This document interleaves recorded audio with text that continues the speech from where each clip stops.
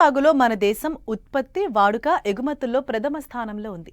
మొత్తం ఉత్పత్తిలో 40% దిగుబడి, 75% ఎగుమతులు మన ప్రాంతం నుంచే ఉండటం విశేషం. ప్రధానంగా గుంటూరు, ప్రకాశం, ఖమ్మం, వరంగల్, కర్నూలు, కడప, విజయనగరం వంటి జిల్లాల్లో అధిక విస్తీర్ణంలో మిరపను సాగు చేస్తున్నారు. మిరప సాగులో అధిక దిగుబడి సాధించాలంటే మేలైన రకాల ఎంపికతో పాటు ఆరోగ్యవంతమైన నారు పెంపకం తప్పనిసరి. అన్ని ప్రాంతాల్లోనూ ప్రస్తుతం మిరప నారుమళ్లు పోసుకోవటానికి అనువైన సమయం. నాణ్యమైన నారు ఉత్పత్తికి మిరప నారుమళ్లలో పెంపకంలో పాటించాల్సిన యాజమాన్యం గురించి ఇప్పుడు తెలుసుకుందాం.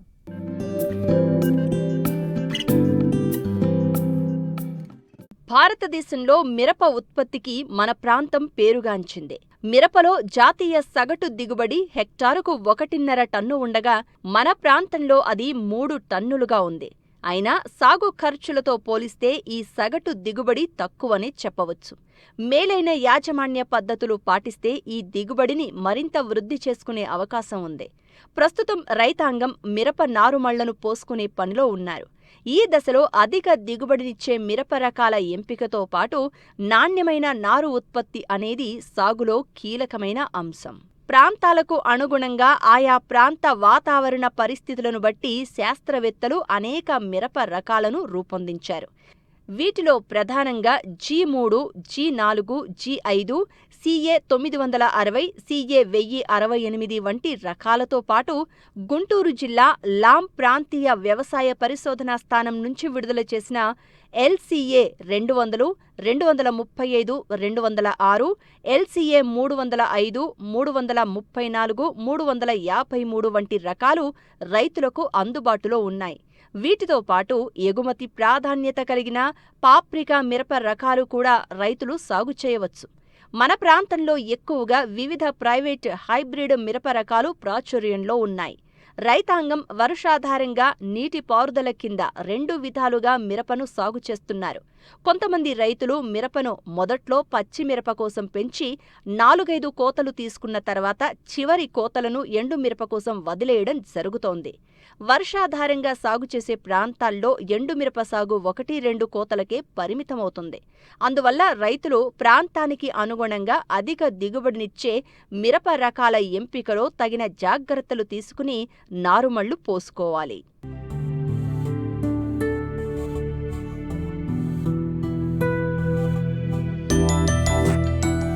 ఖరీఫ్లో మిరప విత్తడానికి జూలై, ఆగస్టు నెలలు అనుకూలం. సాధారణంగా మిరప నారుమళ్లను నీటి వసతి ఉన్న ప్రాంతాలలో పెంచడం జరుగుతుంది. విత్తేటప్పుడు సాంప్రదాయ పద్ధతులకు తోడుగా శాస్త్రీయతను జోడించి సాగులో తగిన మెళకువలు పాటించినట్లయితే మరింత ఆరోగ్యవంతమైన నారు పొందే అవకాశం ఉంటుంది. నారు పెంపకానికి సాధ్యమైనంత వరకు ఎత్తైన ప్రదేశాన్ని ఎంపిక చేసుకోవాలి. భూమిని 4-5 సార్లు బాగా కలియదున్నాలి. ఆఖరి దుక్కిలో ఎకరానికి 10 టన్నుల చొప్పున పశువుల ఎరువు వేసి కలియదున్నాలి. 1 మీటరు వెడల్పు, 15 సెంటీమీటర్ల ఎత్తు ఉండేటట్లు నారుమడి తయారు చేసుకోవాలి. మడికి మధ్య 30 సెంటీమీటర్ల కాలువలు ఉండేటట్లు ఏర్పాటు చేసుకోవాలి. 1 సెంటు నారుమడిలో పోసిన నారు ఎకరానికి సరిపోతుంది. దీనికోసం 650 గ్రాముల విత్తనం సరిపోతుంది. విత్తే ముందు విత్తన శుద్ధి తప్పనిసరిగా చెయ్యాలి. కిలో విత్తనానికి 8 గ్రాముల ఇమిడాక్లోప్రిడ్ పట్టించాలి. తర్వాత 3 గ్రాముల కాప్టాన్ లేదా మ్యాంకోజెబ్ కలిపి శుద్ధి చెయ్యాలి.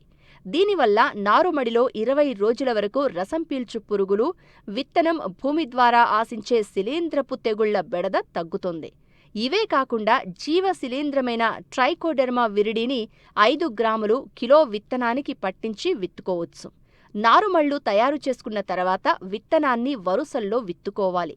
వరుసల మధ్య 5 సెంటీమీటర్ల ఎడం ఉండేటట్లు చూసుకుని చిన్న గాడి చేసి విత్తనాన్ని విత్తాల్సి ఉంటుంది. విత్తిన తర్వాత వర్మీ కంపోస్ట్ లేదా చివికిన పశువుల ఎరువును పైపొరగా వేసి విత్తనంపై మట్టిని కప్పాలి. ఈ విధంగా విత్తిన తర్వాత నారుమడికి వారం రోజుల పాటు ఉదయం, సాయంత్రం పూట రోజ్ కేన్తో పలుచగా నీరందించాలి. నారుమడిపై విత్తనం మొలకెత్తే వరకు గడ్డిని పరిచినట్లయితే తేమ ఆవిరి కాకుండా ఉండి విత్తనం త్వరగా మొలకెత్తుతుంది. 2వ వారం నుంచి రోజుకు 1 పూట నీరందిస్తే సరిపోతుంది. విత్తనం నాటిన 9వ రోజు, 15వ రోజున కాపర్ ఆక్సీ క్లోరైడ్ 30 గ్రాములు, 1 గ్రాము స్ప్రెక్టోసైక్లిన్ 10 లీటర్ల నీటికి చొప్పున కలిపి నారుమళ్లను తడపాలి. దీనివల్ల నారుమడి తొలి దశలో వచ్చే నారుకుళ్ళు, కెనోపోరా ఎండు తెగులును సమర్థవంతంగా అరికట్టవచ్చు. నారుమడిలో సెంటు నారుమడికి 1 కిలో వేపపిండిని చల్లినప్పుడు రసం పీల్చు పురుగుల బెడద తగ్గుతుంది. ఈ విధమైన జాగ్రత్తల మధ్య 6 వారాల వరకు నారును పెంచి నాటుకోవచ్చు. సాధారణంగా మిరప నాటేందుకు అక్టోబర్, నవంబర్ మాసాలు అనుకూలం.